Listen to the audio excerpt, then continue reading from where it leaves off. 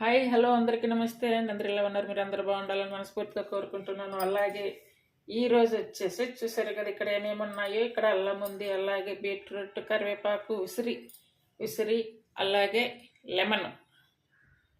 ఇవన్నీ కూడా ఇలా చిన్న చిన్న పీసెస్కి అయితే కట్ చేసుకోవాలి. కరివేపాకు కొంచెం ఎక్కువగా తీసుకోవాలి. దాదాపుగా నేనైతే ఒక 5-6 రెమ్మలు అయితే తీసుకున్నాను.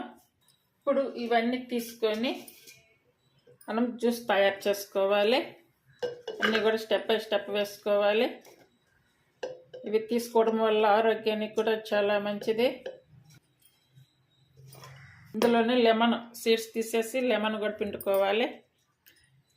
లెమన్ మరి ఎక్కువ పిండాల్సిన అవసరం లేదు, కొంచెం మనకి పులుపు ఎంతలో అవసరం పడుతుందో అంతలో తీసుకోవాలి. ఇందులో కొంచెం వాటర్ కూడా వేసి పట్టుకోవాలి. ఇది 2 గ్లాసులు వస్తుంది జ్యూస్. మనం ఇప్పుడు జ్యూస్ పట్టుకున్నాం కదా, ఇది ఇప్పుడు ఇలా ఫిల్టర్ చేసుకోవాలి. ఇప్పుడు మనం పట్టుకున్నటువంటి జ్యూస్ తీసుకోవడం వల్ల జుట్టుకి చాలా మంచిది. జుట్టు ఎదుగుదలకు కానీ, అలాగే ఊడిపోకుండా ఉండడానికి కానీ, అలాగే కంటి చూపును మెరుగుపరుస్తుంది, బ్లడ్ పెరుగుతుంది, అలాగే స్కిన్ గారింపుకి కానీ అన్ని విధాలు కూడా ఎంతో మంచిది. ఇది ఇన్ని ఆరోగ్య ప్రయోజనాలు ఉన్నటువంటి జ్యూస్ తీసుకోవడం వల్ల మన బాడీకి కావాల్సినటువంటి పోషకాలు అన్ని విటమిన్స్ కూడా అందుతాయి. మార్నింగ్ టైం ఇది తీసుకోవడానికి అయితే ట్రై చేయండి. చాలా చాలా మంచిది జ్యూస్. ఇప్పుడు నేను తీసుకున్నటువంటిదంతా కూడా 2 గ్లాసులు అయితే వస్తుంది జ్యూస్. ఇది మీకు నచ్చినట్టయితే ప్లీజ్ లైక్ చేసి, షేర్ చేసి, సబ్స్క్రైబ్ చేయండి.